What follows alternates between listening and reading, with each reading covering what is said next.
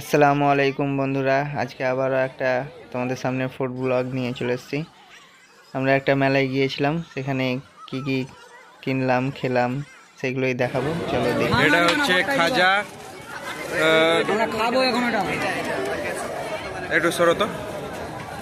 এটা হচ্ছে তিলের খাজা বা তিলুয়া বলে, এটাকে তিলুয়া বলে। আর এটা হচ্ছে কি বলে এটাকে, মোদক মোদক বলে। আর এটা বুদিয়া, আর এটা গুড়ের ঝুড়ি, গোলাপ জাম, শুকনা গোলাপ জাম শুকনো গোলাপ জাম, এগুলো সব খুরমা।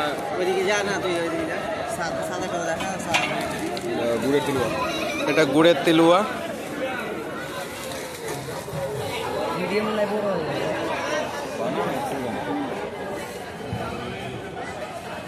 এটা চিনির ঝুড়ি। এখানে সব মিষ্টি খাবার ছিল। এটা হচ্ছে লাড্ডু, আর আমি খেয়ে দেখাচ্ছি।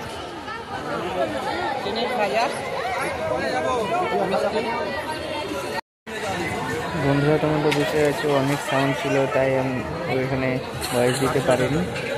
অনেক নয়েজ আসছিল।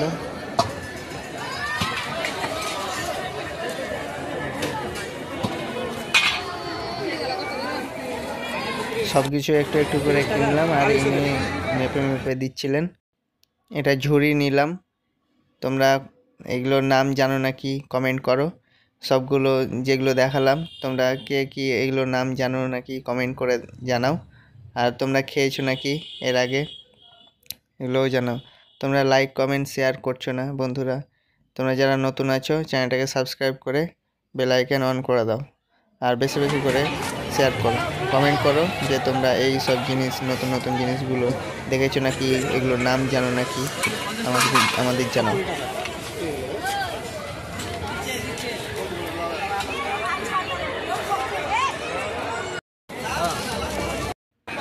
এখানে দেখো বন্ধুরা, জালেবির প্রসেসিংটা দেখো কি সুন্দর বানাচ্ছেন উনি জালেবিটা।